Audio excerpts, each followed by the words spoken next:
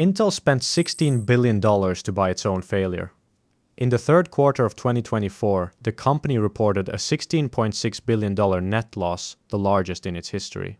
They spent billions to fire 15,000 people and billions more to admit that their old factories were obsolete. And yet, by January 2026, the stock was up 149% over 12 months. CNBC reports that Intel hit its highest level since early 2022.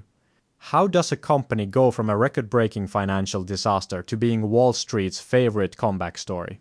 The answer involves a 10% equity stake held by the United States government and a high-stakes gamble on a manufacturing process called 18A. But to understand why Intel almost went under, we have to look at their strategy in 1980 and how that same strategy eventually almost became a death sentence. Ben Thompson of Stratechery points out that in 1980, IBM was under immense pressure to build a personal computer. They outsourced the brain to Intel and the soul to Microsoft. Intel provided the 8088 processor. This created a lock-in because software was written specifically for that processor's instruction set. If you wanted to run the software, you had to buy the chip. This is the CISC-MOTE complex instruction set computing. It sounds complicated, but I promise it will make sense. It combined multiple steps into a single instruction. It was efficient for an era where memory was limited, expensive, and slow. Then came the mid-80s, the so-called RISC revolution, meaning reduced instruction set computing, started at Berkeley. RISC was faster and it was simpler. Most of Intel wanted to pivot to RISC, but Pat Gelsinger, then a rising star, argued that architectural compatibility becomes so dominant that Moore's law, the observation that the number of transistors on a microchip doubles approximately every 2 years, would simply swamp the performance advantages of RISC. He was right for 27 years.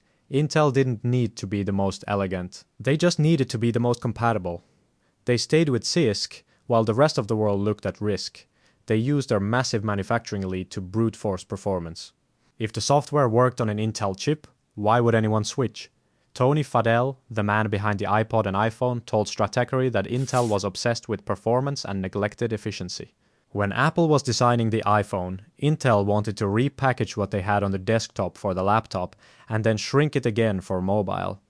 Apple took the opposite approach. They started from the bottom up. They chose ARM, which was RISC from the beginning. Efficiency was the new priority. Suddenly, Intel's greatest strength, its massive, power-hungry compatibility, became a huge problem, as Thompson puts it, a millstone. Intel didn't just miss a product cycle, they missed the transition from performance at any cost to performance per watt.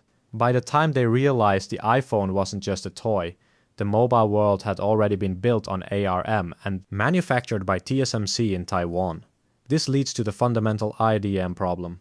Intel is an integrated device manufacturer. They design the chips and they bake the chips. For decades, this was their advantage. But manufacturing chips requires volume. As the cost of better processors skyrocketed, you needed millions of chips to pay for the machines. Intel had the PC and the data center. But mobile had billions of units. TSMC got that volume from Apple.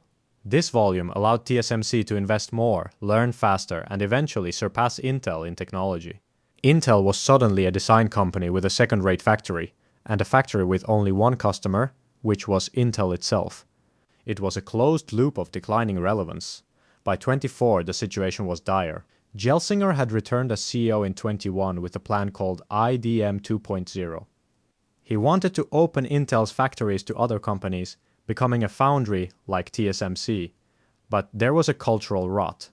Potential customers were wary that Intel, as it always has, will favor itself at the expense of its customers. Why would Nvidia or Apple trust their secret designs to a direct competitor? The tension was peak. Gelsinger was ousted by the board in late 2024. The board chairman commented that they want to, quote, put our product group at the center of all we do. But Thompson argued that was exactly the wrong move. Intel's products, the x86 chips, were irrelevant to the future. The only thing that needed saving was the manufacturing. Then, the geopolitical reality set in. The United States realized it was completely dependent on TSMC and Taiwan for the chips that power everything from F-35 jets to the latest AI models. If Taiwan enters a crisis, the American economy stops. This turned Intel from a struggling tech giant into a national security asset. Then came the Trump administration and a new era of state-sponsored silicon. In August 2025, the US government converted billions in grants into a 10% equity stake. They became the largest shareholder. This wasn't just a bailout, it was a mandate. Lip Bhutan took over as CEO in March 25. He faced pressure from the Trump administration to continue the US chip-making push and committed to holding the company together. Suddenly, the boring counter-argument that Intel was too big to fail became a literal government policy. But could a government-backed Intel actually make a chip that anyone wanted to buy? The answer rested on a patch of desert in Arizona. Intel built 2 factories there, costing $32 billion. They started production on 18A. Kevin O'Buckley, a senior vice president at Intel, called it the most advanced semiconductor technology in production today on planet Earth. The situation seemed to be under control, but in January 2026, the feeling of unfinished business hit the stock price. Intel shares fell 17% in a single day. Why? Because they couldn't meet the demand. They were deceived by a surge in data center orders. They also admitted that yields, the percentage of chips that actually work, were below what I want them to be, according to Lip Bhutan.